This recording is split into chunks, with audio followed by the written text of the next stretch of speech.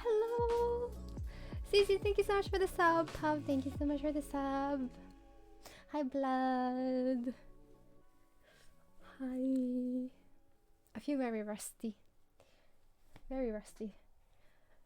Like, I feel very rusty talking about art, but I'm also feeling very rusty streaming. I was like, I made the presentation yesterday, and I was like, how do I even talk about this? So I remember how to talk about it, and a lot of things I've had to like actually like look up, like research more, because I was like, what is this again? Art History Friday, yay! Let's go! I'm so excited. Today is gonna be like, I wouldn't say a long one, but it's quite in depth. We're talking about a lot of things, so I hope people won't be very like overwhelmed. But yeah, hopefully it's gonna be okay. How are you, Cece? How is everyone? Are you enjoying the snow, Pav? Or right now it's not much snow, but it's like schlaps. Because it was snowing here on Wednesday. And then today it's just wet. Thank you, Cece. Thank you. Is it snowy there as well? God damn, I thought it was time for spring. Weren't we supposed to spring? Please? Yeah. It sucks. It sucks. Like we had, I think the day before we had that snow, it was actually so warm. It was like sunny outside. People were wearing like spring jackets or like light clothing. I know, right? And we haven't seen sun in 10 years. It's like we see it a little bit and then it's like, oh, it's gone. Rip. So sad it's gone. It's so sad. I think my winter boots are actually broken. Like, I think the zipper is not working currently. Like, I think I managed to like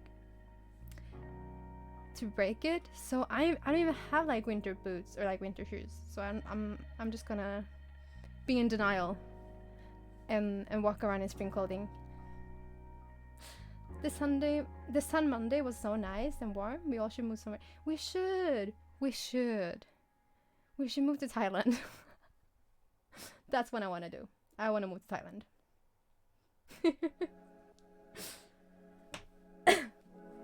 That's what I want to do. I don't want to be here. I want to be like where it's warm. Yes. I miss it so much. I want to go there again soon. It's hard. It's a hard knock life.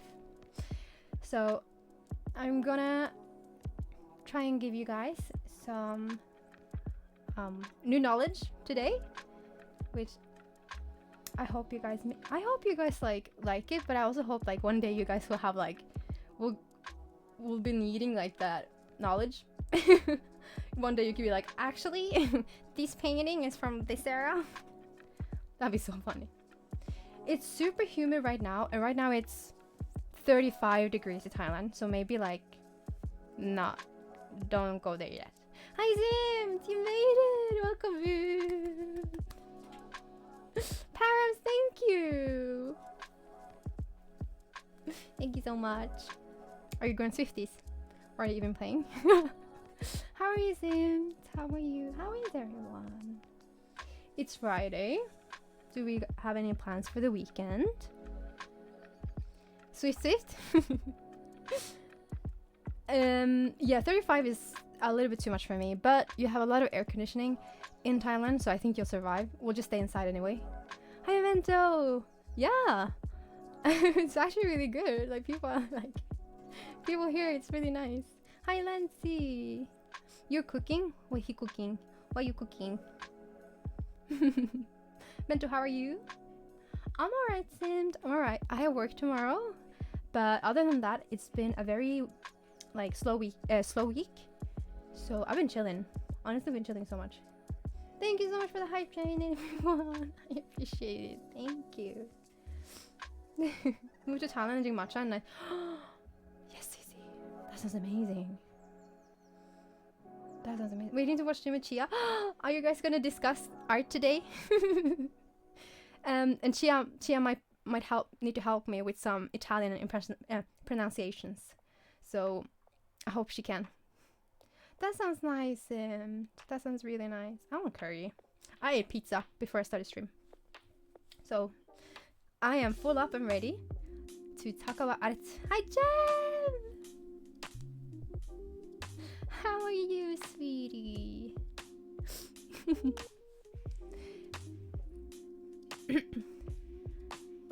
Really? Am I the Q entertainment and between rounds entertainment params? Yeah, I made it. Oh, no worries, Jem. Are you practicing or right choreography? I'll be practicing now. I'm okay too. I'm okay. It's okay. I'm gonna upload them to YouTube. So if people are interested, you can watch them on YouTube, my lessons. But other than that, yeah. Love Killa. Oh my god, you do isn't always the boy choreographies very hard? Oh, I should have set up a comment like that, Cici. You're always so smart. You're always ahead. You should be my social media manager. Why are you choosing the hard ones? Can't you choose the what is it? Illit? Magnetic one? You used to work as one? Oh shit. Maybe I should hire you. When I become a successful streamer, I'll hire you, Cici. Can you please? I'll join you. I'll do that. Can you do this one? Oh, I can't do that one. It's too fast for me. You. My brain can't work. You. I don't know. I'm retired, guys.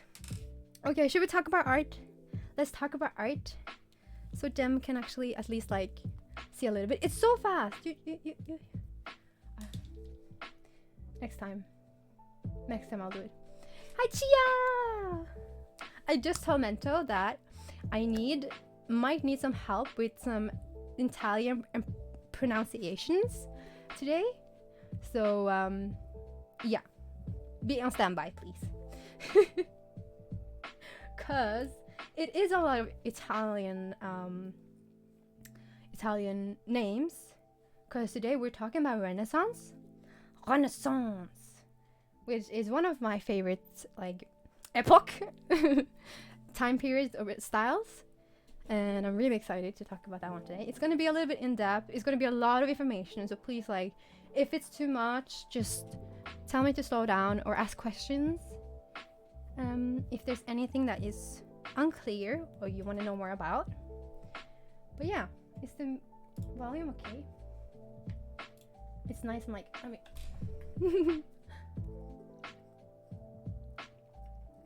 the Renaissance or single ladies by Beyonce? I might be biased, but single ladies for sure. wait. Okay, so Renaissance is on our little timeline here. It's the second one of the art styles we have here on this timeline, Renaissance, with the beautiful Mona Lisa, which I'm sure you guys know. Yeah, it starts around 1300s. Some sources I read it says 1400s, but again, with art styles, we can't really tell for sure when it started and when it ended, because with development of art, but also development of human behavior, we can't really tell like in this year it happened and in this year it stopped, because it's also flowy and it overlaps each other, so we can't really tell for sure. But around 1300s, 1400s, I would say, is the Renaissance. Okay, damn. I'll let you know if when I upload them. Good luck on practice. You got this. You. Thank you so much, Jim. You too. Have a lovely weekend. So, Renaissance, meaning rebirth. What is the rebirth of, you say? And I'm gonna tell that, explain that a little bit more later. But it's rebirth of classical ideals. So, what does that mean? Classical ideals means ideals that were very common or created around Roman and Greek times. So, Greek mythology and stories about that as well, but also like the art we made during the Roman Empire and ancient Greek. And it is kind of like seen in the art history as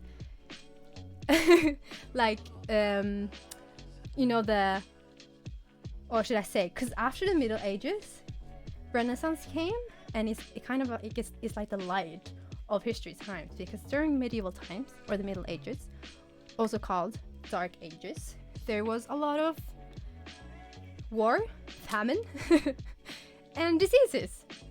So it wasn't a great time around the medieval times. We didn't have that much fun. And there was not much focus on humanity or growth of human experiences, because we were very, very connected to religion, especially Christianity in Europe around medieval times. So, Renaissance is a rediscovery of classical philosophy, literature, and art. And it is credited today as bridging the gap between like a modern world, but also the Middle Ages. So in Renaissance, we don't completely move away from Christian motives and Christian themes, but we're starting to slowly rediscover concerns about humans, not so much about spirituality and religion, but more about like us humans and like our human like case, what's happening to the humans. So let me show you quickly. So we first have ancient Greek and Roman art. We call that in the art history as classical art. Then we have medieval times, medieval art, also called the Dark Ages. And then Renaissance came in. So Renaissance is like it takes what was best from ancient and Greek art and incorporate in more modern society. The Dark Ages sounds scary. It is so scary, and I think it was like the time where we all died. Like there was so much plagues and pandemics apparently. So it was not a great time for us as humans, unfortunately. Medieval art. No, thank you. Be gone. Do I have that one? The one with the cross? That's why I call the Dark Ages. Yes, because it was a time very, very like it was a lot of war, a lot of diseases. Oh, there it is. Thank you so much, Emma. Why is my alerts not working? I'm sorry, my alerts has been... Oh, that's why. Let's try again. Yay! Thank you, Emma, so much for the sub. 9 months? That's a baby. That's a baby? Are we having a baby? Not yet. Not yet for any of us. But... No! We had a baby. Oh, shit. Do you have it? Do you have the baby? Wait, where's our baby? Heba. Anyway, so Chia is our baby. Is Chia our baby? Yes. Okay, Chia is our baby. Nice. The baby. Dua Lipa and Da Baby. Okay, but what are you looking? Why are you looking like that, Menta? What do you mean? What do you mean? Next one we'll call Filiberto. I promise. So, it is a light in the history, Renaissance, basically, because we are bringing back all. I got you, brother. It is a time of really rebuilding stuff again after a very, very dark times. So,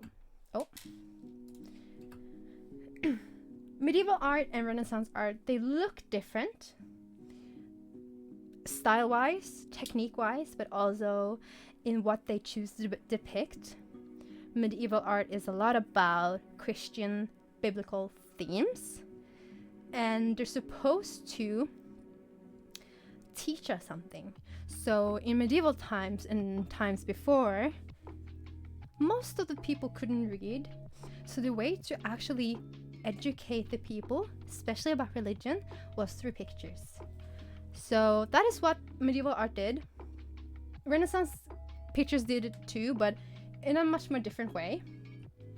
Yes, yeah. So we see a lot of shading, a lot of perspective and depth. We're starting to explore and to like rediscover mathematical structures within pictorial space. So we're starting to understand depth and perspective. We're starting to understand proportions. Yay, we love depth! Woo! Both on art, but like also personality-wise. Like, who are you? Deep within, who are you in your depth? In your depth. So we can already see on this picture right here, we're starting to explore a little bit with like dimensions and layers. So Giotto is the artist of this picture right here, and you can see that he's using like this stone mountain in the background to kind of create a sense of space. He's also overlapping figures, which was quite uncommon back then, but he overlaps them to create kind of like a moment away, and for us to really understand what's actually happening in the space. It's actually really interesting. He does it here as well. It's really nice. So this is like kind of the start of like Renaissance and trying to understand a little bit more about like advanced techniques. Hi Flygen! Are you learning? Very good. How are you, Flygen? Welcome in. So Renaissance is quite different because we are now talking about Greek mythology, because we wanted to kind of reinvent philosophy, but also like mythological themes, but also like religious themes from classical art, which is Greek and Roman art. You see Pee-Pee? The little one? Adam's little Pee-Pee? It looks so different, yes. And it's really interesting. Alright, Abba, have fun! Send me pictures of your nails, as always. Yes, so these are, this is, what's her name? Aphrodite? Or Venus. This is obviously Adam and God. So again, a biblical, religious, Christian theme, but we also have some artists who choose to depict Greek mythology as well. Enjoyable! Da Vinci? Da Vinci? So humanism becomes a very important term talking about Renaissance. And it is the idea that human beings, the man is center of his own universe, and that people should embrace, you know, human achievements in education and in art and literature and science. Especially science was a field that was quite neglected in medieval times. So we're starting to actually kind of discover what the world is actually really about. Ah, men. Ugh, men. Ugh. Do we all just agree that men are a little bit shitty? Not all men though. Not all men, but... So, humanism... Humanism is one of the key words in Renaissance. We're starting really to understand about humans on this earth, but also what we as humans go through. Not necessarily in connection to religion or a spiritual aspect, but also to like what we actually, the human experience goes through. Still, the Catholic Church was still a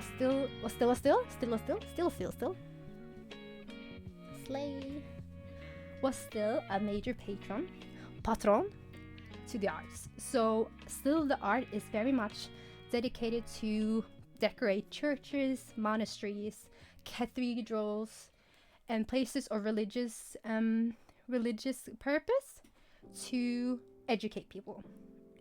So we're still behind in medieval times. We're not fully like let go of themes of religion. It's still very important in art, and art is still very much for government, the elite societies, and very wealthy families. Speaking of very wealthy families, the merchant family called Medici family were very important for Italy and how art was created and distributed. So they were commissioning art and selling art in a very different way from before, and that's why kind of art was very heavily used and was very heavily it was very easy to distribute it now because of rich families, as the Medici family. Italy, we love Italy. I so want to go there, guys. I want to go to Italy. And I was supposed to go, guys. I got funding from the Art Council in Norway to go. But then COVID came a month before. So me and Pav, we were supposed to go to Italy. Oh, Pav has been there, but I was supposed to take her with that government money. And then COVID came like a week before something.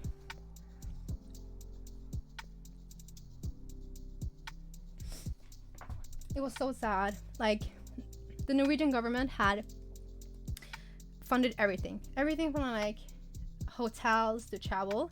Everything was covered, and then we just couldn't go because someone ate a bat in China.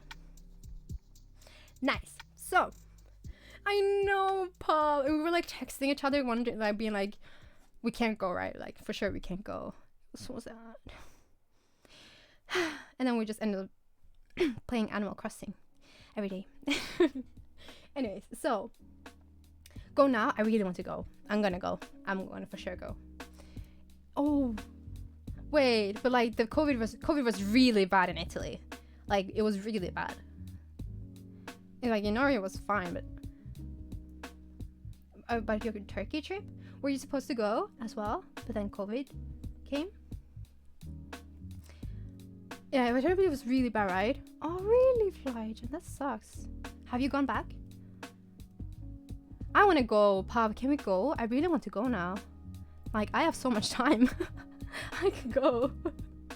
Was it bad in Norway because no one stands next to each other? Yes. Social distancing was like a thing we already did here in Norway. It was bad as well. Everyone went to Norway and Sweden. Fuck's sake. Haven't been on vacation since. That's so sad, Flygen. You should do that for yourself. Hi, Anui. Thank you so much for stopping by. I appreciate you. So, we know a little bit about how art in Italy was meant for, who it was meant for, and who were actually commissioning it. And it was not common people at all. Government, churches, wealthy families. So shocked. Yeah, they are.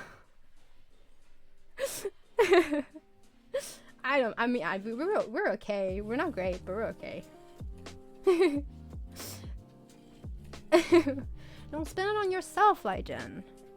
No more Twitch. Only to Nani.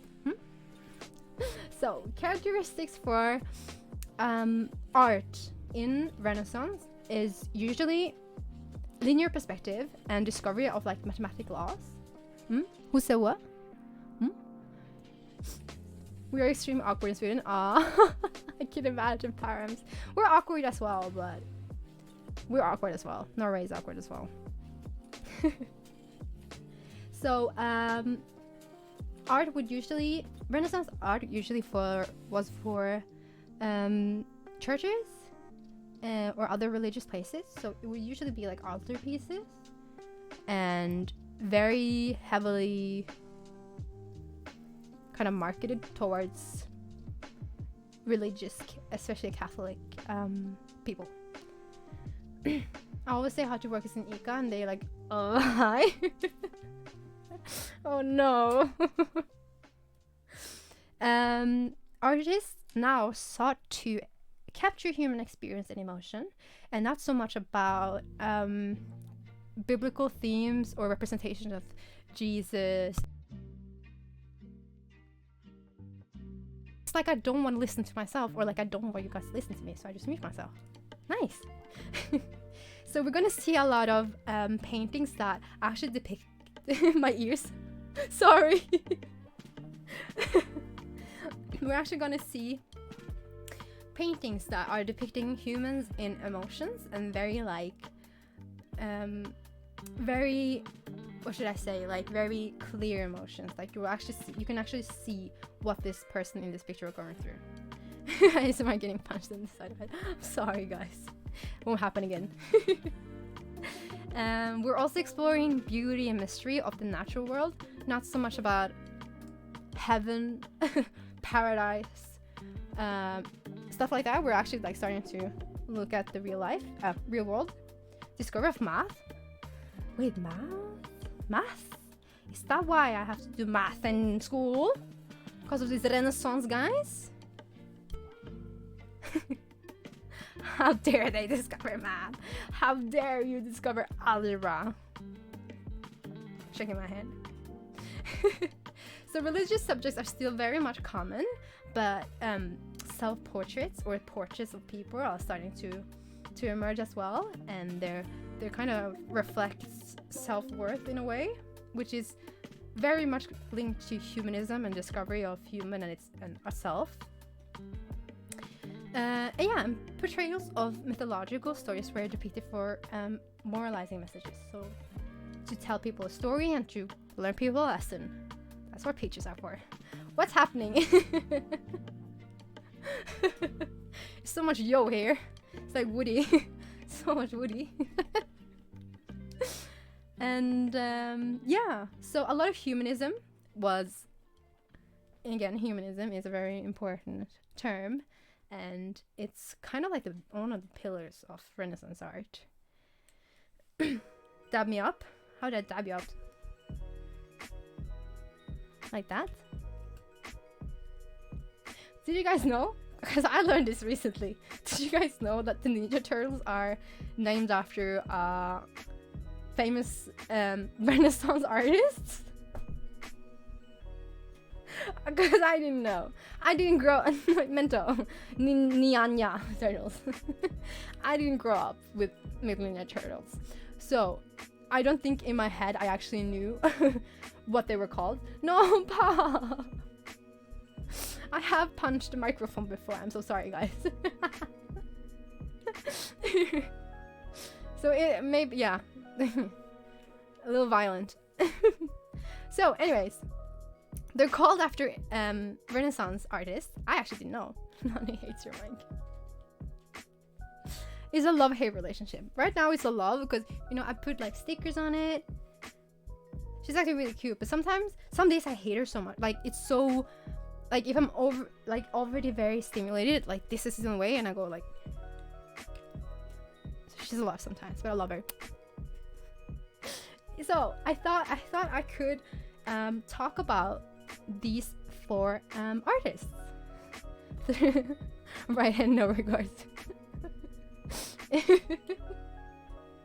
Oh, I know. It's just yeah. It's fine. It's just like that. The last thing you want in a fucking mental breakdown is like this in your face. So I thought I was gonna talk a little bit about our 4 awesome Italian guys. Historically accurate, yes. They are.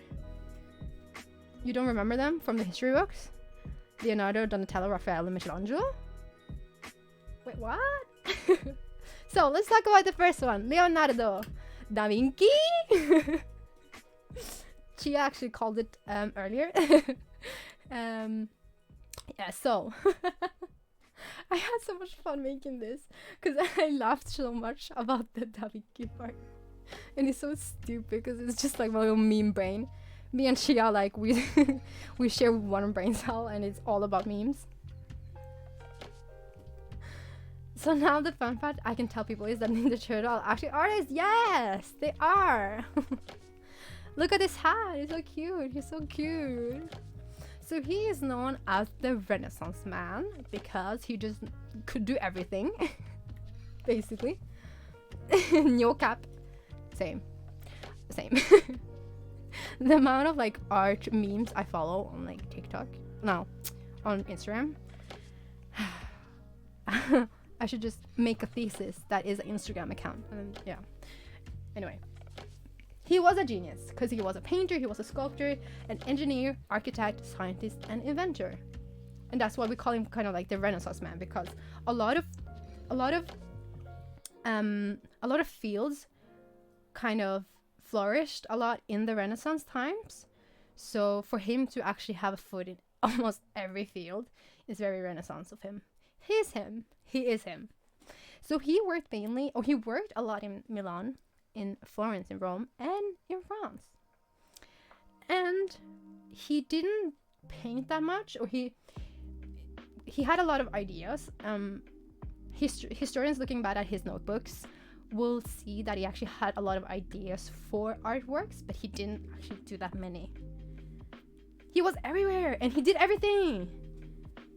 How could he be at the 1400s or 1500s be more productive than I am? You're not late, Luke. Lukey Luke. Da Vinci? Thank you, Luke. I expected Da Vinci to look a little bit more spicy than this. Me too. I actually thought he was like, because I played like Assassin's Creed, and in that game you meet Da Vinci, and he does not look like this. I thought the Renaissance Man would be a little bit more, I don't know, Chad? Thank you for the lurk, Luke. So a lot of Da Vinci's, I can't stop saying it. Yes, like that, Cece. Just like that. So a lot of people have said that a lot of Da Vinci's inventions was the beginning of like a helicopter or a tank or a parachute, or other like a type of like flying machines, stemmed from like his ideas, which I guess are true. I guess it's just hard to believe, but he was a genius. Imagine being, she would like be like, she would not be like sitting like that. She did. He looks like a lovely chap until he has too many drinks. True. Chadification of Leonardo da Vinci. I think that is, you know, the new like research is to chadificate historical figures.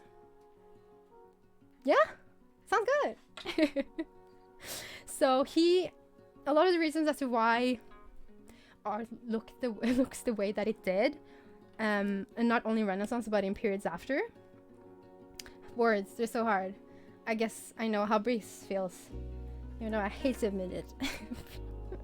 He made a lot of contributions to art, and he's one of the reasons as to how paintings developed further in the future is because of his methods and his discoveries about space in a picture plane, or the human figure, or how we represent objects, especially in the 3D format. Thank you guys! You guys are so sweet! Nani? And here are some pictures. Oh, I keep doing that. Here are some pictures of our lovely Leonardo da Vinci. I think you have seen this lovely woman here. And maybe you guys have seen The Last Supper as well. If you have seen the movie... What's it called? The book. That one. Really? Yeah. Like, a lot of people think or have associations to the Mona Lisa mostly, which is in itself a very, very impressive painting on its own. And he's 12 Sims! And Maria Magdalena right here as well. So 12 Sims. 11 Sims in a side, I guess. Hi, darling. Lisa. Boba Lisa. I just saw what that was. I was like, what? Yes, that is a ferret. That is a ferret. 11 seasons outside. So that is a ferret, yes. Mento. Did your clothes arrive? Let's look at them after stream. Genuinely, like, what? Wait, you have Blackpink? Well, thank you, Flajan. Yeah, it is my top. I bought it in Thailand. So the significance of the ferret is multiple. So with this picture on the far right here this is a portrait of the mistress of the Duke of Milan. I don't know why he wanted a portrait of this fucking side, but it did. So ferret is in many ways a symbol for purity, because apparently a certain type of ferret would rather would rather be eaten by a prey than to be dirty from the ground. Apparently. So it expresses purity, but also I think a sort of like what's it called? When you're very concerned about your looks. I can't remember the word. It is crazy to paint something like this, especially back in the 1400s. Vain? Is it vain? Insecure? Vain? Narcissistic? Something? I also feel like it is a representation of being a little bit naive. Maybe that she was in a way naive, because why is she a mistress of a duke that is obviously not gonna put a ring on her? If you spoke about this already, but what is the man in the middle for? Yeah, I've seen it so many times, but I don't know actually what it is. Yes. So the man in the middle, this one, is called a Vitruvian man, and it is Da Vinci's representation of perfect proportions, perfect body proportions. It is a study of like the human form and how we are, according to geometrical shapes, we're perfect. So it's his way of saying, wait, Abdel, thank you so much for the follow. Welcome in. I'm talking about art. Welcome in, welcome in. We're talking about Da Vinci. Why he painted peepees like that? Me, my mess built like a Vitruvian. Let's go. So it is, yeah, Abdel. So it is Da Vinci's way of showing how we are kind of perfect. Our proportions are naturally perfect. So it's a study of like human anatomy, but I also think it's like almost like a commentary to, you know, God's picture. We're perfect. In God's picture, we're made perfect. Don't let anyone think anything else. Hello, Abdel. We are perfect. What do you mean? According to the circle, we are perfectly proportioned. We are perfect. Hello? Is that a Bruno Mars song? Sorry, I feel like that's a Bruno Mars song. Just the way you are, and when you smile. Probably CC. Could probably, because back then, and a little bit now as well, we hated women. Fuck's sake. So, man, we just can't do anything right. We won't catch a break, literally. Like the whole thing about Adam and Eve and how we apparently stole an apple and now we're just cursed for the rest of our lives, and humanity is just cursed for the rest of our lives, and we have to like go through a whole of our lives to like atone for our sins. So we're just gonna blame women from the start, like from back to Adam and Eve. We're just gonna blame women. That's great. Is that Mary on the right? No, that is a mistress of the Duke of Milan. He wanted a portrait of her, and he asked Leonardo da Vinci to do it. I wish I blamed the apples instead. Actually, fuck apples. Respectfully, fuck apples. Worst fruit. Actually, worst fruit. So yeah, this is the most yeah, it's a really nice painting. It's actually so beautiful, and there are websites where you couldn't go like fully in, like close to the pictures, and you can see like crazy attention to detail, attention to shading as well as Mona Lisa as well. Like there's like embroidery on her shirt which is like so detailed, is actually crazy. And the way that her hands looked so delicate and soft, it's crazy that he managed to paint that in the 1400s. It's actually so stupid. Yeah, I thought it was a religion painting as well, Bad Bee, before I actually researched. I haven't seen it in real life. I haven't. I feel like they gives this scene away. Yes. Please. That I want that on a shirt. Yes, it's her smile. Mona Lisa's smile. But it is something about the way her eyes gaze upon us. The way she has a little smile. It's not like a full smile, but she's not pouting as well. It's a little, like the corners of her mouth is just up a little bit. And for it to be from the 1400s, it's executed amazingly well. Like the fact that he has such a big understanding of human body, how the human body looks, for him to just like depict this so well, almost like real life, is very, very, very good. It's very impressive. I heard people are standing like 10 minutes away and you can, yeah, I know, and it's actually quite small. I think it's like this big. So if you stand at the back of the Louvre, you won't be able to see it. And like, there's a lot of beautiful paintings at Louvre that will probably touch you more emotionally than the Mona Lisa. But of course, it's really exciting to see it in real life. I would probably queue up, but not spend all my day in a queue.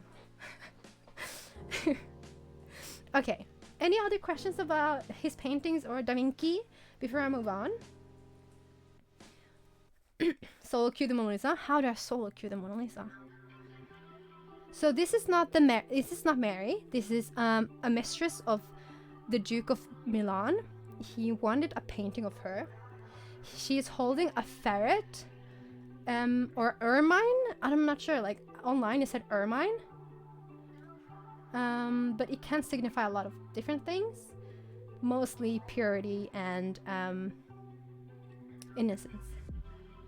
Harry Potter, the guy in a circle. I'm not sure. Is it? Oh, stolen and actually not the real one. Really? I don't think that's true, Cici. I don't think that's true. Is that the British version for it? I actually don't know. Ermine. Ermine? Ferret. Ermine. Ermine. Hermione. Okay, we move on. Let's go to Donatello. So, he was a sculptor. I don't think everyone is that super familiar with sculptures in general, and not necessarily sculptures in Renaissance. He is a scary man. He's angry. Why are you so angry for? He was the master of sculpture both in marble and bronze, which is like very, very impressive, because usually you would like only specialize in some type of materials. That the fact that he specialized in both is just so good. He was a connoisseur of ancient art, not Asian, ancient, ancient. Oh my god, I can't. This language is so hard sometimes. Sometimes I just wanna, skulle ønske jeg bare kunne prate norsk, og så kan jeg bare snakke om kunst på norsk. Det var egentlig veldig, veldig fint, for da hadde jeg ikke tenkt så mye. Yeah. Norwegian art stream next time, guys. You guys need to study Norwegian until next Friday, next month's Friday. First Friday. It is easier. Sometimes it's easier. But a lot of my studies were like a lot of the articles I read and a lot of the books I read for art history at school was in English. So why you're not speaking Susu? Susu. Susu. So, connoisseur of ancient art, which is the Greek art that we talked about. So when you think about Romans and Greek, ancient Greek, you know those marble statues like Hercules? He liked that. And he was like, guys, we need to bring back that. It's so beautiful. Let's bring it back. Yeah. And he was very, very concerned about ancient sculpture and was one of the artists, was probably the artist that was the most like educated on it during his time. So he's very inspired by old art, ancient art, and we're gonna see that later in his sculptures. And very common for Renaissance is that they're very interested in science and mathematical concepts and architecture and stuff, which was in line with humanism as well. So he is truly a Renaissance artist in those ways. They're very lifelike and very emotional, which is, like I mentioned earlier, very important for Renaissance to express human emotions, real human emotions. And a lot of the times, especially in biblical stories, it's very emotional. It's about death, it's about coming back to life, it's about being poor, it's about finding light. You know, it's very, very personal, emotional scenarios. So of course we were gonna express that in a very human-like, emotional, real way. Why they didn't do that in medieval times, I don't know. Probably because they wanted to focus more on the religion, focus more on God and Jesus, and not so much about inner feelings. Yeah, they were they were very popular, especially Simt. Michelangelo, which I will talk about later. He was very famous during his time. Rate the meme that I posted in Media Memes. Is it an art meme? We're having a little intermission because I need to look at a meme. I'm so smart. This is peak art. I have offended God and mankind because my work did not reach the quality I should. Wait, Da Vinci said that? That is so funny. Wait, guys, check it in my Discord. That is actually so funny. I will talk about modern art one day with you guys, and then we can kind of discuss stuff like this, because I have this conversation with a lot of people as well, you know, about modern and contemporary art, how they don't understand it, and if they could have done it themselves, which you probably could, but not for the reasons that what you think. But we can talk about that another time. Yeah. So let's see. These are a few of his very famous sculptures. That little boy here, this is David from David and Goliath story from the Bible. So the story about David and Goliath. Hi David, say hi to David. The story about David and Goliath is that Goliath was this champion, this fighter, big guy, and he was threatening a village or a group of people. Not exactly who from the Bible, but David stepped in and said, I can fight him. But he looked like this. He was a shepherd boy, fragile, thin little guy, and he was like, I'ma fight him. I can fight Goliath. So what he did is that he had a stone. I don't know if you can see it in this picture, but he's holding a stone here. He threw a stone at Goliath's head, knocked him out, and then he cut his, he beheaded him basically. And that is his head that he's standing on top of here. I'm going to show you a different depiction of David later. Oh, I can see something, alright. Pepe. Pepe. Pipi. This depiction is very different, and it is unique in a way that he's depicting a boy. He's depicting a skinny, fragile little boy as a hero. And usually, especially back... My name is David, really? Actually, is it? Are you David? Is that you? That's so cool. So, what is very different is the fact that he is not in any way a buff man that you would usually think about when you think about heroes like Hercules. You would think of a statue of a very big hero that saved people would be masculine and big and having like a hero pose, but that's not the case with David here. Really, Sim, that's so nice. That is a really pretty name. It's nice. So that is what is different with this sculpture and why it was groundbreaking for that time. Other technique that he uses on his figures in the sculpture is that they are leaning. That was not common before. He's leaning on one leg, and he gets kind of this like S shape in his body, and that is called contrapposto, which is a kind of a resting position for a model. That was not very common before. It was very common to stand straight up or sit down, but not to lean on one leg, to kind of be like laid back. So it shows you an understanding of human anatomy and how our skeleton works, how we would be, how we would look like when we posed in a way, and how our body would look like posed like that.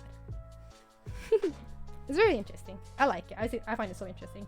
I'm like reading about this and like making this presentation. It's just so fun for me, and I'm so happy that you guys want to be here and like talk about it with me and listen to me. Hi, Creative. Thank you, sis. I really enjoy it. Like, it's really, and especially like because I can't really work with this that much like in my everyday life, the fact that I can come back to it like every month, really go in depth to make this presentation for you, is just, it sparks the like the joy. It gives me like the joy back for it. Welcome in, Creative. We're just talking about art and nude acts. I'm so sorry if that was the first thing we're gonna see is a naked boy, but it is what it is. This is Virgin Mary. No, it's not. It's Maria Magdalena. I confuse them both, but this is Maria Magdalena. Is also a very uncommon way of depicting a biblical figure. Thank you so much, Zin. That really makes me happy. Thank you. So here is a very uncommon depiction of Maria Magdalena. Usually in religious pictures, you could recognize her with very red, blonde, big hair. So if you ever see medieval pictures or like old paintings of a biblical story, if you want to find Maria Magdalena, she's usually the one with very red, big, fluffy hair. Usually. She's depicted here as very... So she's like begging for forgiveness with her hands. And she's very... wet hair? Did I say wet hair? It looks like she has wet hair. Hair. It's a very realistic interpretation of a woman, and historically, or in the Bible, Maria Magdalena was a prostitute that Jesus chose to help and put under his wing, kind of. And it was very weird, like it was uncommon for people to take such good care of the prostitutes, and that the fact that Jesus did showed a lot about his personality. It was kind of common knowledge that Maria Magdalena lived a very sinful life, because she was a prostitute and committed sins and didn't live such a virtuous lifestyle. And that is very clearly very clearly shown in this sculpture. She's not idealized, she's not pretty, she's very much a woman from her sins. Oh no. She's very much a woman of her, social conditions. She's very, very affected by her life currently. Ate too many apples, not the apples, no. And this is a wooden sculpture, which is not that common, but this is carved fully in wood and is currently in the baptistry of in Florence right now. This is also a panel in a bronze door. So this one is fully made out of bronze, and I find it so interesting because it looks like 3D. Like, it looks like it's coming out, because like this is bronze, this is like metal, fully like hard material, and he's fully like carved shadows in there, and its perspective and depth is like actually really crazy that they did that in the 1400s. Can I find one in the gift shop? Maybe, if I didn't. Thank you so much, Creative. I appreciate that. I'm doing well. I hope you're doing well as well. and it's my pleasure to educate you guys. I know, isn't that so impressive? She would have been called a witch, or she wouldn't. The thing is, Gia, with the fact that we don't know much about female artists, is that they weren't even allowed in a space where art was made. They were not allowed to do it. So the fact that they didn't even get the chance to do it is so sad. It's not simmed. It's a panel in a door, on a bronze door for a baptistry. Baptistry. Christ, at the age of 27 in 2024.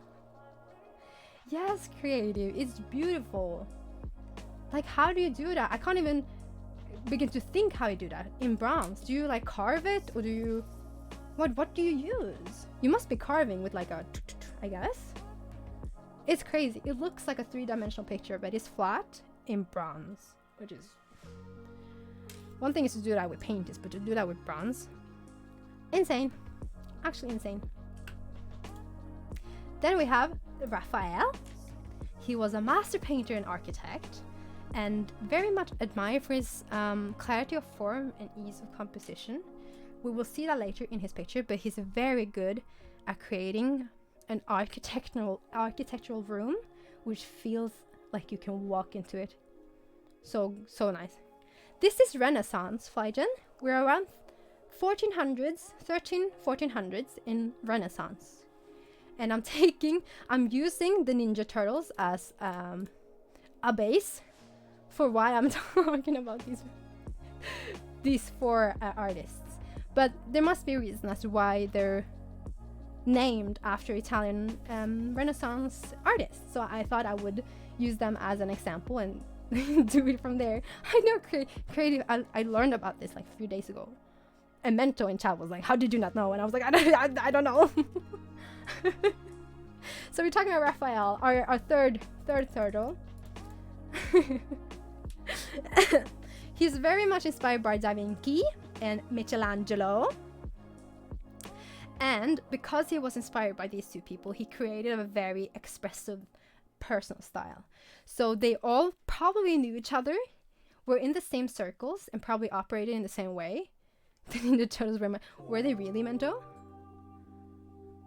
Actually, we are having a watch party in Discord with Ayu. What are you watching? VCT? Is it VCT? I didn't grow. I don't know how common the Ninja Turtles were in Norway. Watching me! Hello! Hi everyone in Flygen's Discord! This is the Gen Z heart. Someone needs to complete it.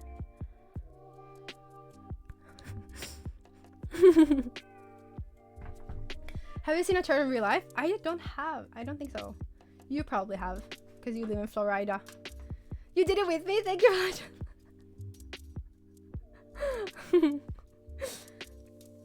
The old man in Ninja Turtle was so cool. Wait, there's an old man? Thanks. So, Raphael is mostly known for his Madonnas, both in the Sistine Chapel, but also in a palace in the Vatican in Rome. So I'm gonna show you some of them. Very, very beautiful. I don't know if you guys have seen this picture at the bottom. This is called the School of Athens. It's quite a common one. Thank you so much, Creative, for the follow. Thank you, I appreciate that.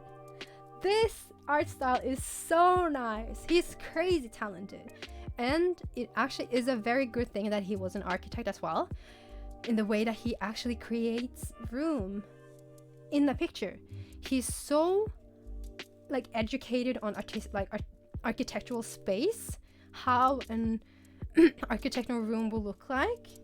He has so much control, and the way he just, especially this picture, is very, very like interesting to me, because it's so much depth. You can actually like go into it. You can see the the perspective of the floor. You can actually feel like there is a room with a lot of depth in it. It's so cute. It's so cute. Really? Yes. So these 2 angels are really, really popular. They are probably the most like copied picture ever. So not a lot of people will know that it stems from this painting, because a lot of people just know the little angels at the bottom. So they're really, really common. So they're a part of a bigger picture that Raphael painted of Maria and Jesus. Really? That's so nice, Cece. This one is really, really popular. It's on like posters and it's literally Raphael merch. Without people knowing it, they're literally just buying merch. And this picture is the School of Athens. It depicts mathematicians and scholars, philosophers, scientists at school with Plato and Aristotle. So Aristotle and Plato are in the center. You guys can't really see it that well, but it's those two in the middle right there. And this is in the Vatican City, which I'll show you later. But yeah, this also is a very known picture for using perspective and depth, and using linear perspective is when you can see from the outside and like to the middle of the picture and create like a depth. So it's very common to use. He's one of the first who did it very well. And yeah, it's on the in the Vatican City. Math. We don't like math. So yeah, this one, the Madonna one, is very common for being using pictures from the Bible, very common themes from the Bible, but used in a way that is very Renaissance-ish, in a way that it uses like kind of like illusionism in the way that she's floating, she's on the clouds. This reminds me of the era where the woman was on the swing. It does, yeah, it fully does. So in that era, we move away from religious themes, but it's still very heavily used of colors, and you have like a certain composition in the photo where you have like someone in the middle and then something that happens around it, like the swing.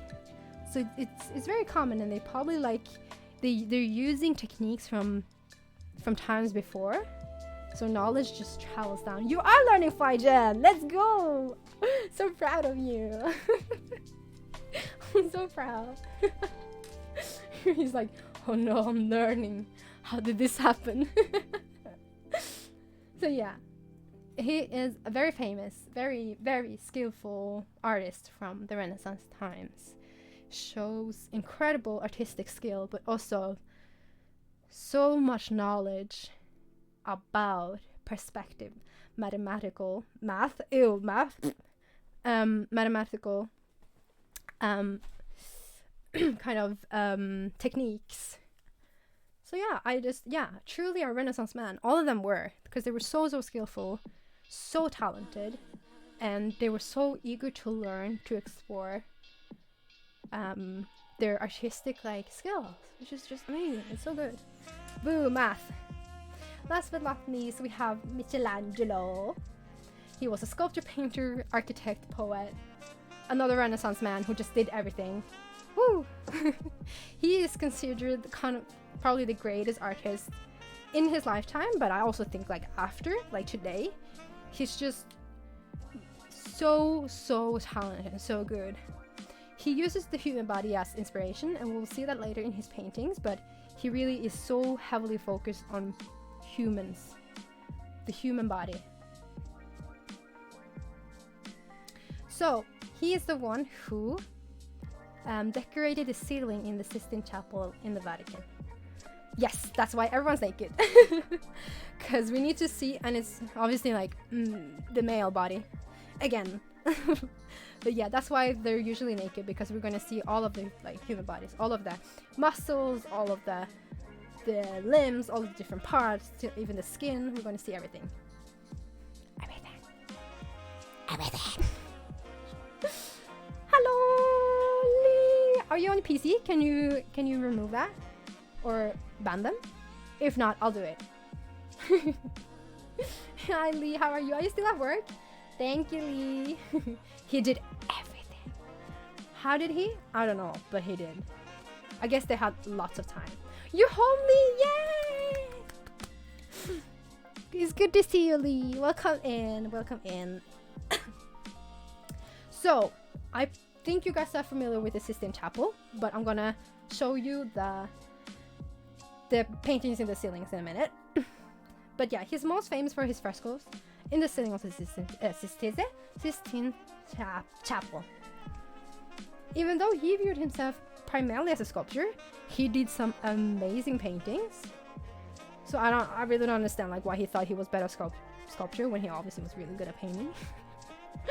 And the reason as to why even his career even took off is because of the Medici family. He studied sculpture under Lorenzo Medici. The Medici.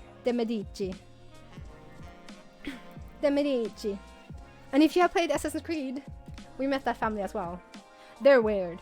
They're super weird. But they're rich and they have money to commission and to distribute art. So I guess it's a good thing.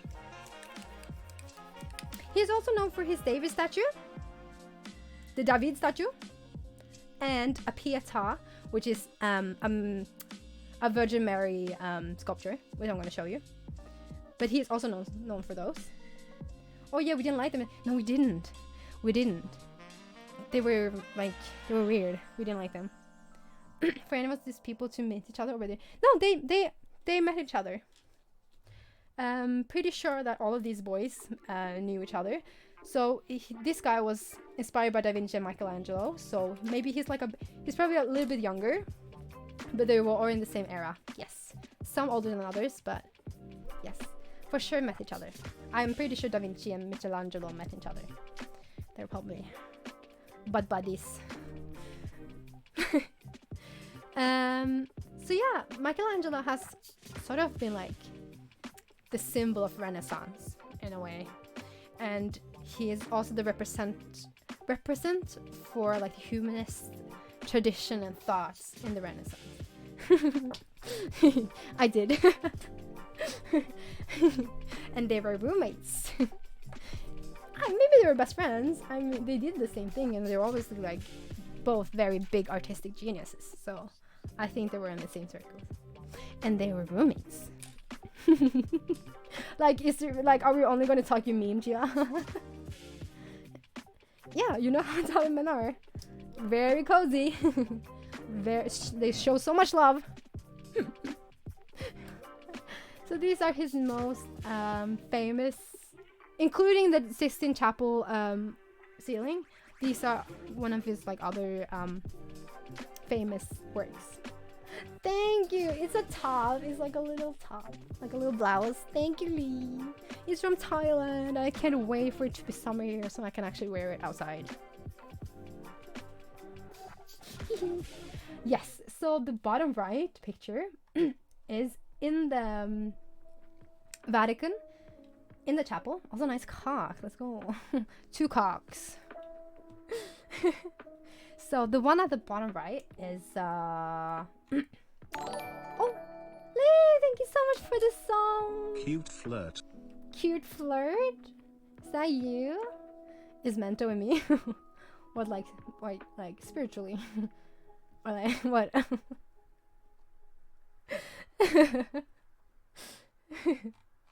What do you mean? After she carries me in Valorant. Friends. Now kiss. So the bottom right picture is the Last Judgment, and it shows basically people dying and then going back up to the god. It has around 300 figures in that picture, and they're all male. Boo!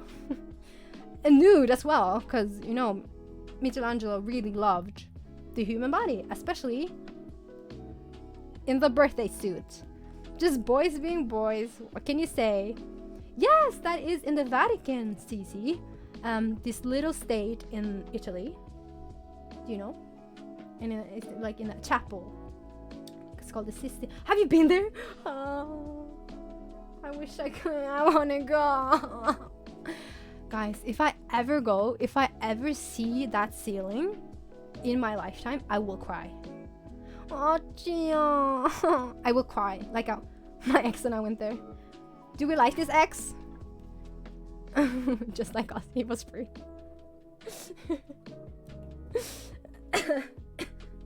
So this one is, no we do not. Okay, boo! Imagine ruining that trip to Italy for us, you idiot. Thanks for nothing. So this painting on the right, which is called The Last Judgment, this one was made 25 years after the ceiling, but it's still inside the church. So it just tells you a lot about, if one thing finishes, we're not done. Guys, we're not done. You think the ceiling was done? Okay, wait 25 years and I come back and then paint another thing on the wall there. He was 67 when he made this. 67! At 67, I will most likely be at a home and just knowing only one thing, and that is memes. Yes, and I think it is about Mento. I think it is about being respectful to God, not fully, because he's not human, but we're depicting humans fully unclothed. But obviously we can imagine that God looks like this gray-haired man, but he's not human. And I think that is in a way maybe why we haven't really fully depicted him naked. It's a sin. Are you sure? It's not really? I thought that was Islam, or maybe Christianity too. Honestly, they're all about the same thing. I don't understand why we have different. We're all about, it's all the same thing, no? You know? Yeah, so the top right one is the creation of God. This one is also in the ceiling of the Sistine Chapel. So a lot of his works are in this church in the Vatican City.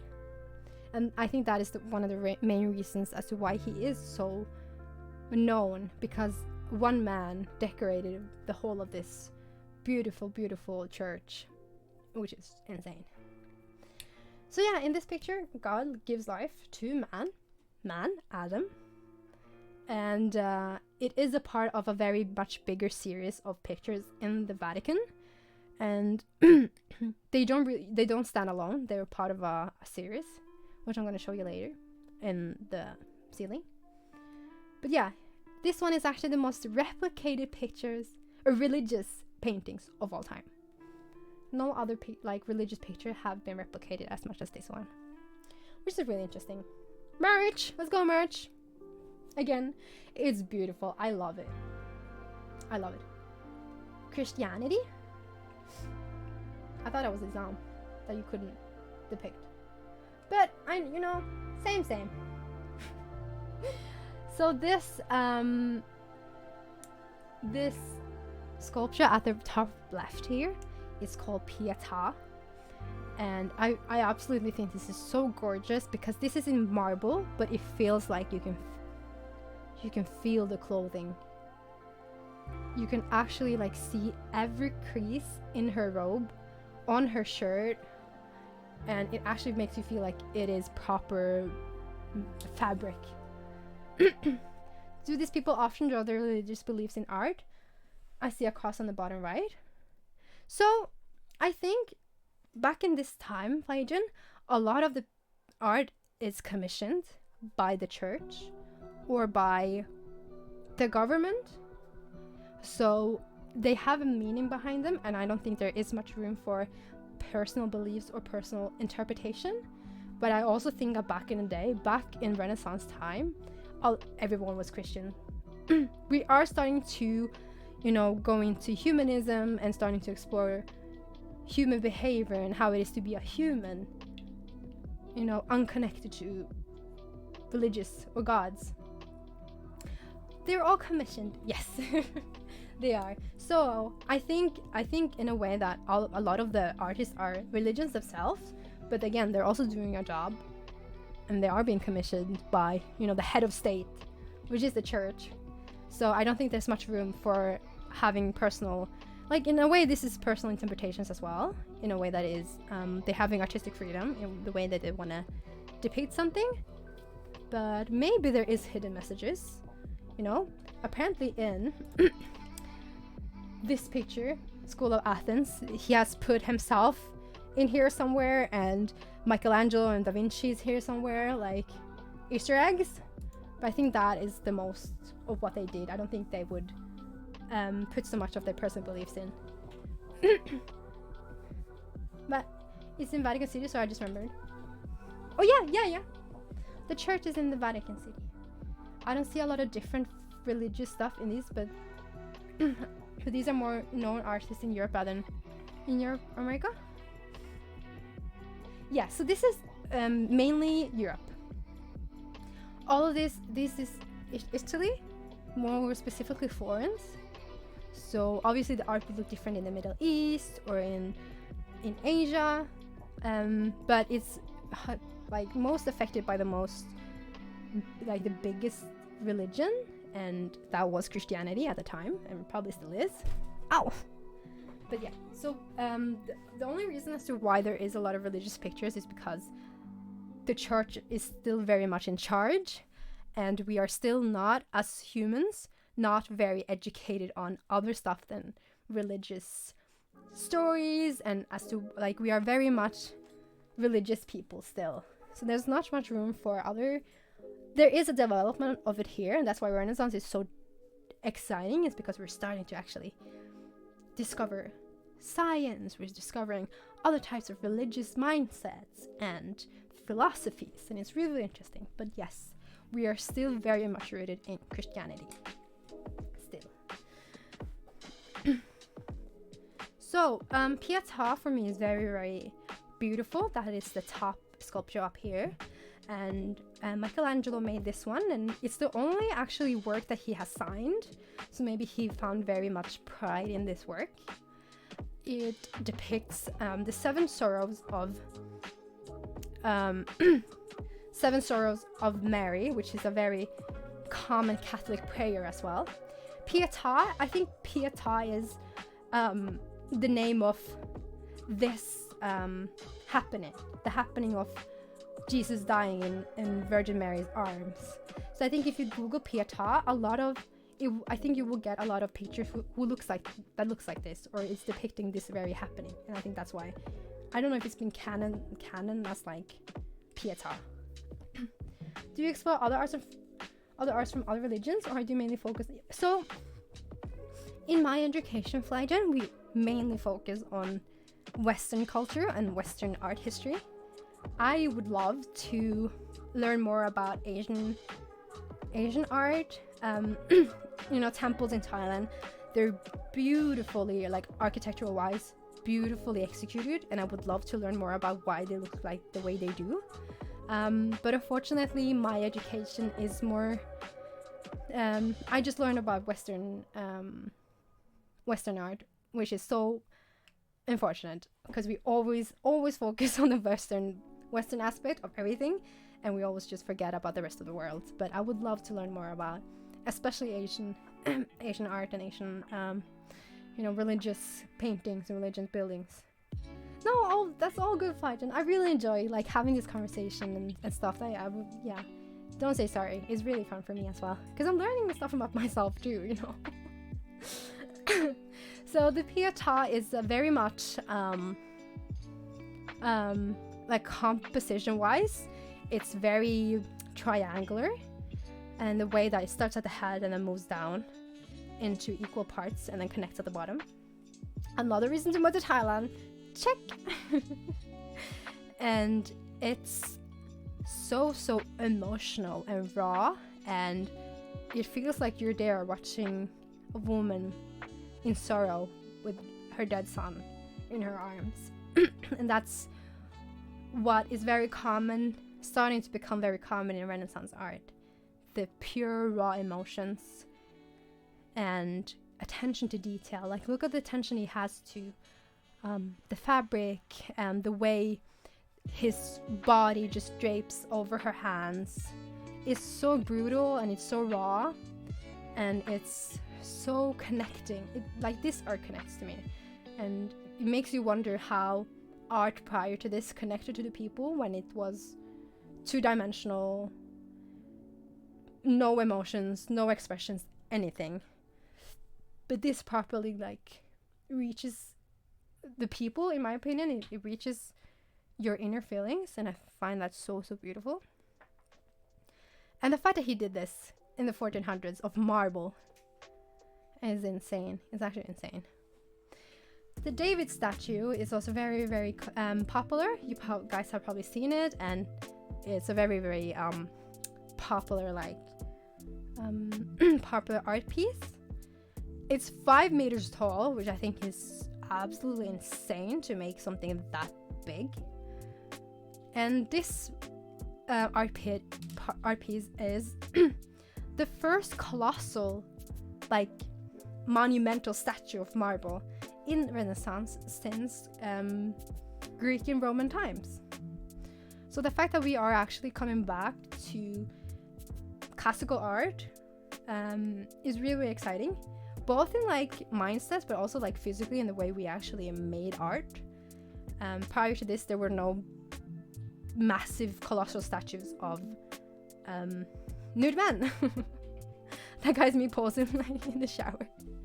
Literally. And again, if you guys remember from the previous sculpture of David, he's in a contrapposto, which is the pose where he's leaning on a hip, and the rest of the body comes in like an S shape. So it's a very common way of creating sculptures in a way that is more realistic to the human body, and obviously not boring. You wouldn't want to look at a statue just like straight up and down. You want it to have like some sort of dynamic in its pose. Yeah, it's a massive Biden. Thank you so much for the sub. Hurrah! Hurrah! Hurrah! That is something else in Norwegian.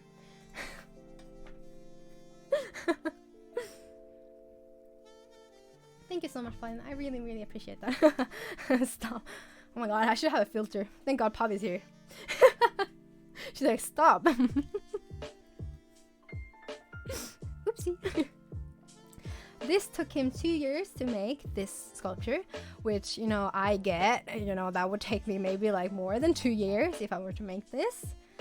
And yeah, it's a really silly you. It's a very interesting representation of David, in the sense that this is David before battle.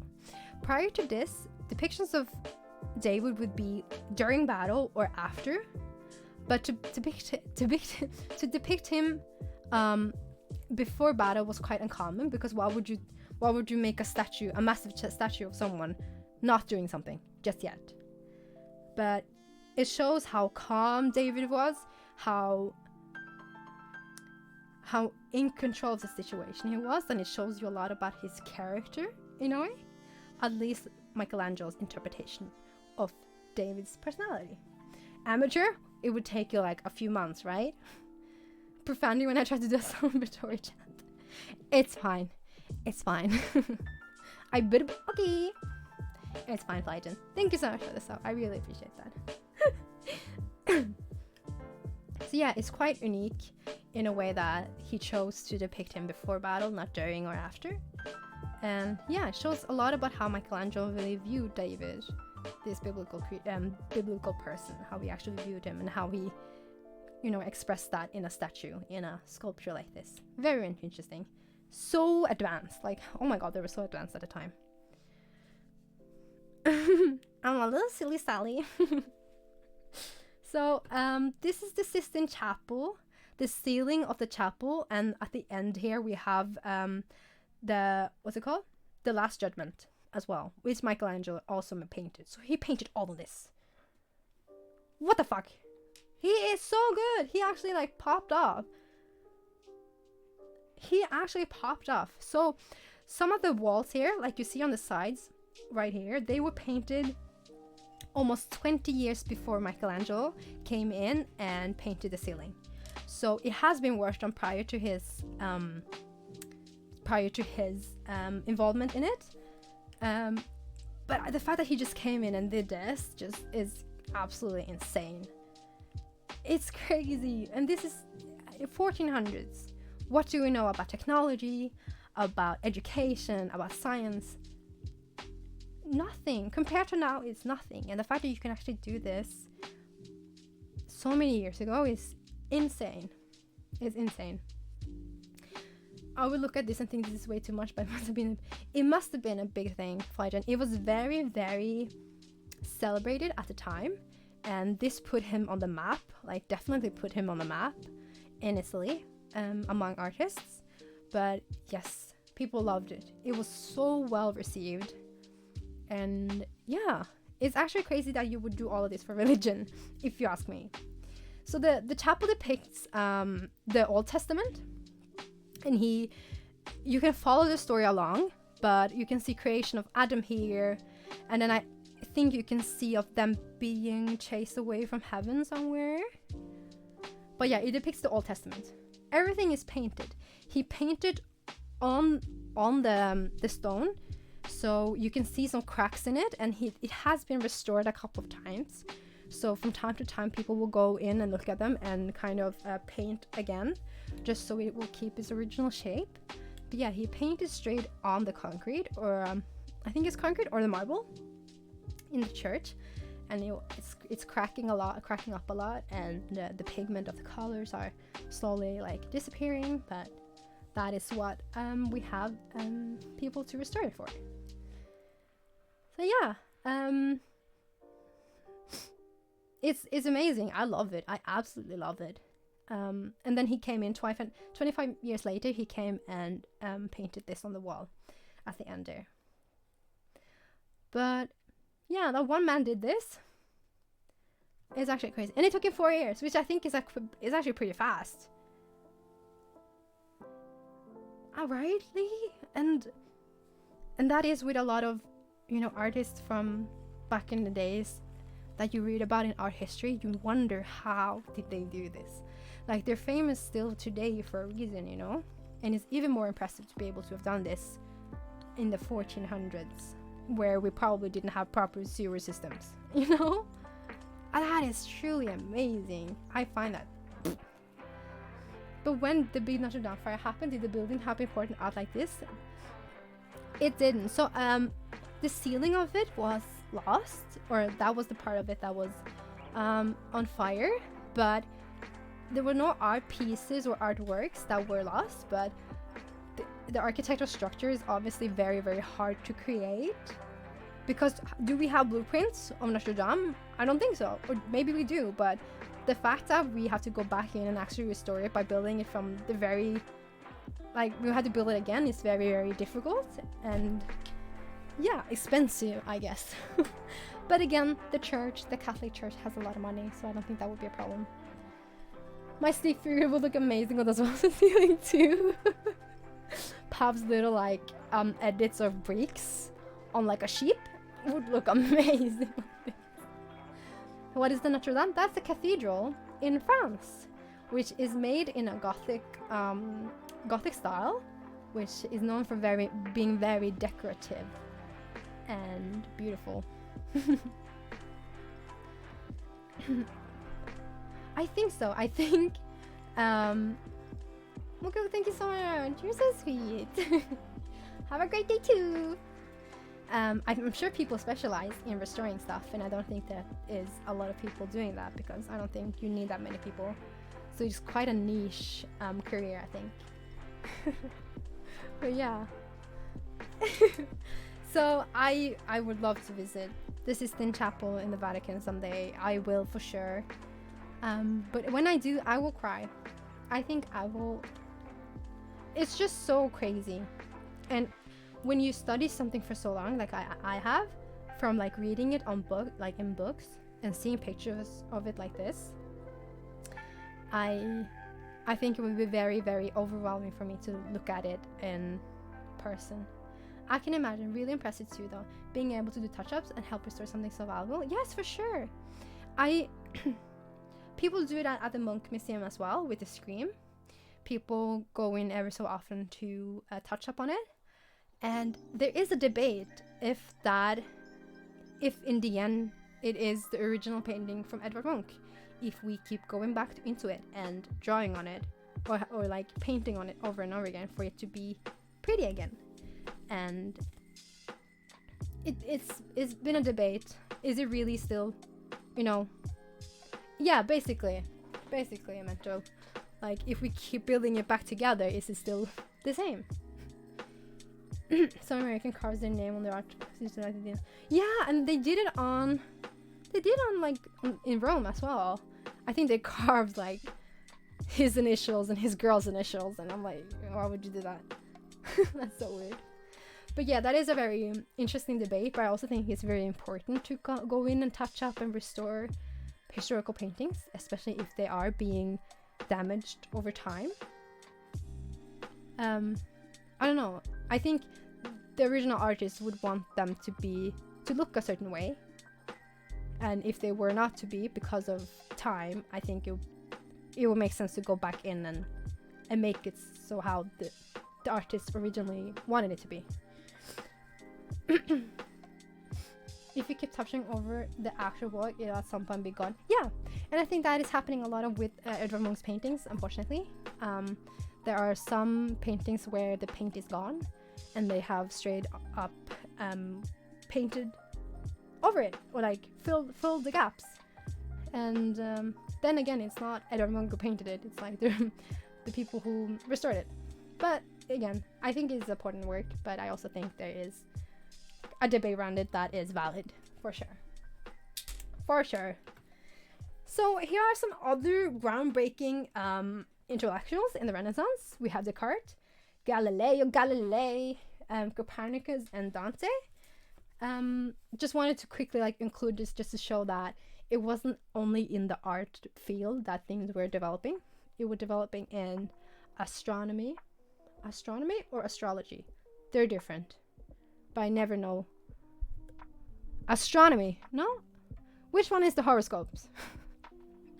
And we have Dante, who is really famous for his narrative poems, and Descartes with his philosophy. Astrology is horoscopes. Astronomy is actual universe. Get it? Got it.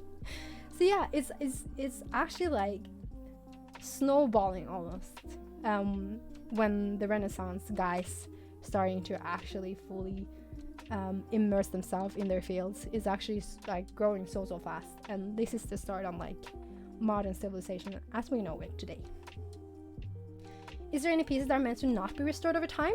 I think a lot of them don't require, because with Edvard Munch, the Norwegian artist, he was quite poor and he didn't care about what he was painting on as long as he was able to paint. So he was painting on cardboard. He would store them outside because he didn't have enough space inside because he was painting so much. So in Edvard Munch's case, a lot of his paintings has to be restored because they were painted under such bad conditions that they're not made to last over time. The Scream today is painted on cardboard, and that is not meant to last forever. Cardboard will deteriorate, they will disappear over time if they're exposed to light, to moisture. Hi Mino! Welcome in. I'm waffling. So some pieces are meant to be restored. Some pieces are not, because they're better taken care of the artist who made them, or the people who got the paintings after he died or they died. So some pieces doesn't necessarily always need to be restored, and some pieces has to be restored all the time. Yes, Faijan, that's why. So with the Scream, there is only available to see it at certain times during opening hours, because it needs to rest. For it to be exposed to light every day, 8 hours a day, it's gonna ruin the painting. It's gonna ruin the painting in the end. So are we gonna preserve the paintings by keeping away from the public, or are we showing it for the public but we risk of losing it? That is the dilemma my museum has with exhibiting Scream, because we get a lot of critiques for not showing it all the time, but it's because people don't fully understand that we are really trying to keep it here as long as possible, so all generations can see it. That makes so much sense. Yeah, it does. And like, if you get it explained, you get it. But as a tourist coming all the way to Oslo to see the Scream, I get why you would be disappointed to not see it. But just do some research and maybe you'll understand why. Which ones, Sims? I'm just thinking about, there's a Mr. Bean like episode where he is trying to restore a fucking painting that he ruined, and it's that one's so funny. I love that one. I just thought of that one.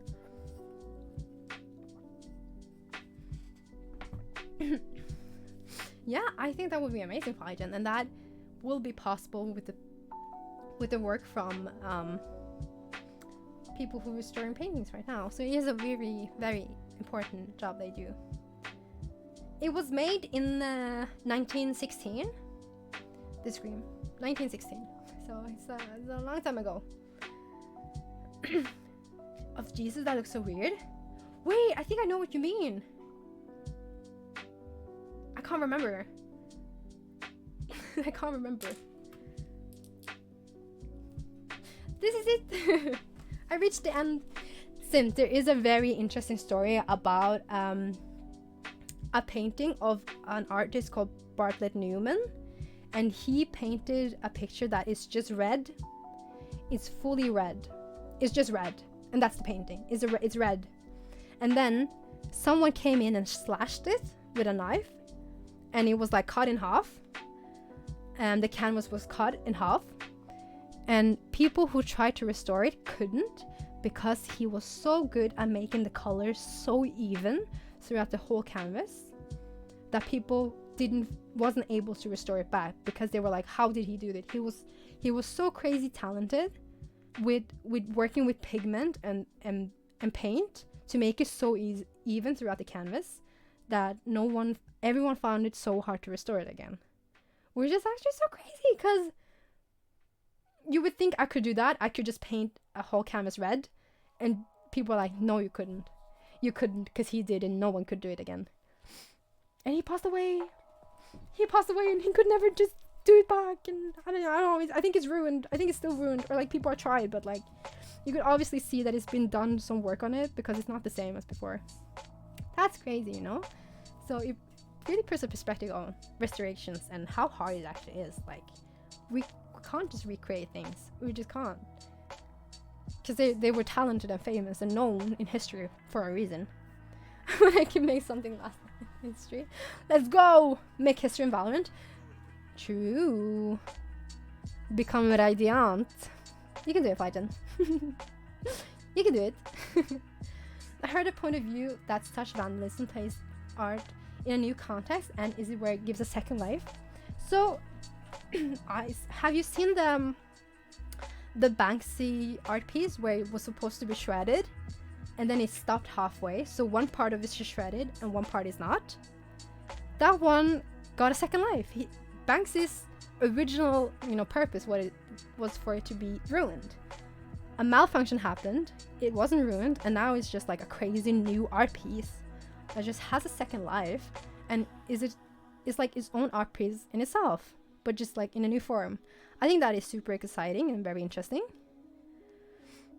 Just one person, one British guy, I think.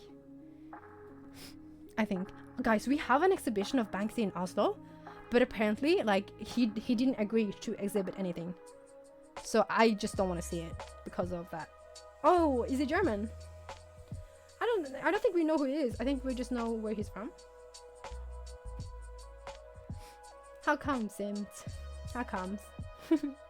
But yeah, ice. So I think, in a way, it is really exciting that it's given like always like a new chance or a new expression, like the Banksy painting.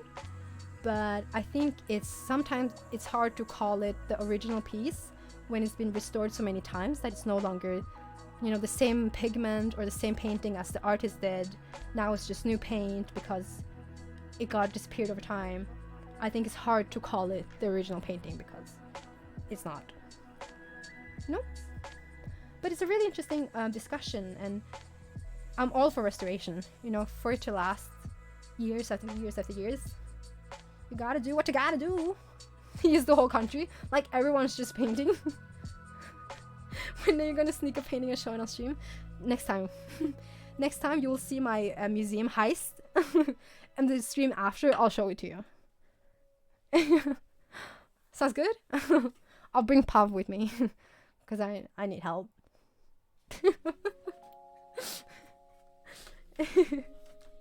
You think so? Yeah? It's very political oriented, his art. It's used as a meaning of as a commentary on what's happening in the world.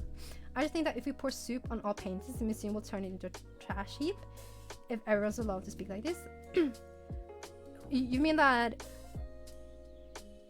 we will throw away the art?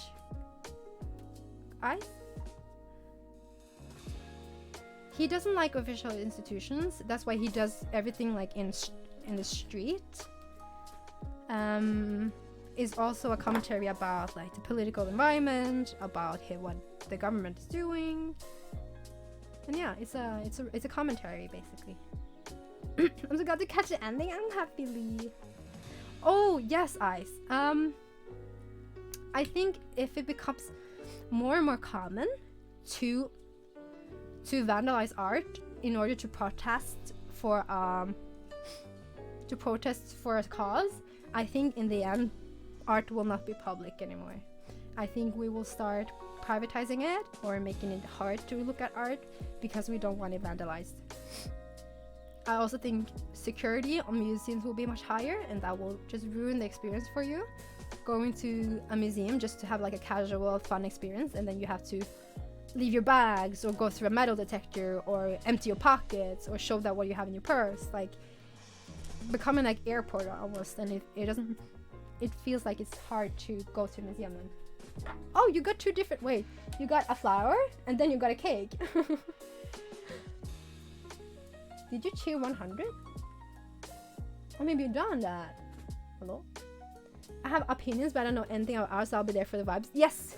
And like, yeah, for the vibes. You go like, yeah, steal it. My hype man, basically. So yeah, I hope you guys get rich! Or go to prison. Get rich! Or go to prison. How they got soup. It must be because of bad security, Mento. At the Munch Museum in Oslo, you would never be able to get soup in. Like, you are not, like, they will check your bags. And they'll be like, what the fuck is this can of soup? Are you what? Get away. Thank you so much, guys, for hanging out with me today. But yeah, it was a good session today. Last art history, I felt like was a little bit short, so I wanted to do a little bit like a bigger one. Or like a longer one. Hitting their pants or something? Yeah, maybe. How do you like discreetly hide soup though? Thank you so much, Creative. It's so nice to have you here.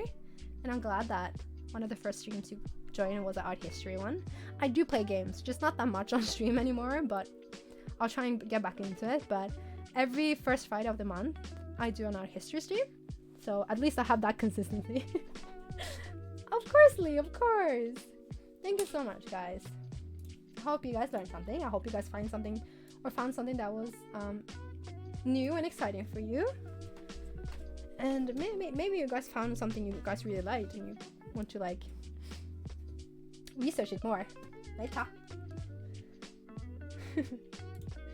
So yeah, should we? There's a Nathan episode for you about hiding soup. Nathan for you episode. Nathan for you. Thank you so much, Hygen. I'm glad you was here. Was here. Sims, I'm so happy you were here. I was like, Sims will really like enjoy these, I think. Like, I know you seem like the type like to really enjoy this. I was like, yeah, you burned your rice because of me. Oopsie. Was that my fault? My fault? No. Oh, Susie, I'm sorry. Okay. Who do we read?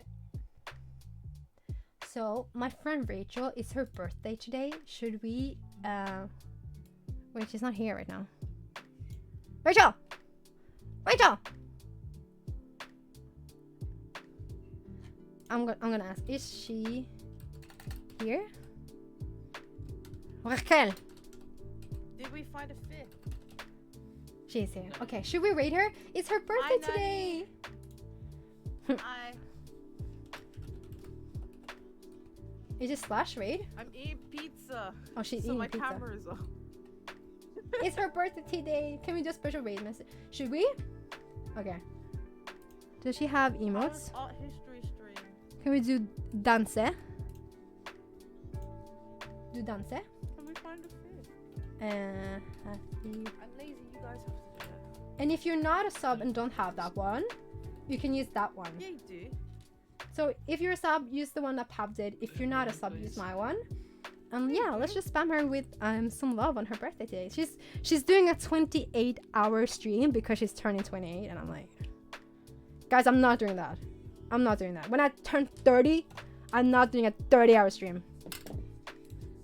Yeah, it's crazy. So let's give her some love. Let's give her some new energy. Let's give her some history energy with some knowledge about Renaissance, Da Vinci. Yeah. So yes, if you're a sub, use my one with the little Shiba thingy, and the other one if you're not a sub. Okay. Thank you so much. No 30. No 30 stream. Da Vinci. Thank you so much for hanging out with me today, guys. I really appreciate it. Let's show Rachel some love. And I'll see you guys next time, sometime. I don't know when, but So I'm like, I don't know. I love you all. struggling. Bye!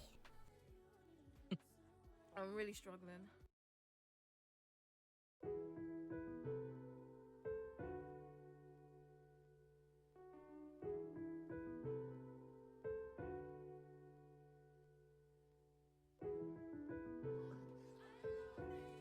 Hi, Nani. I will turn my camera in a minute.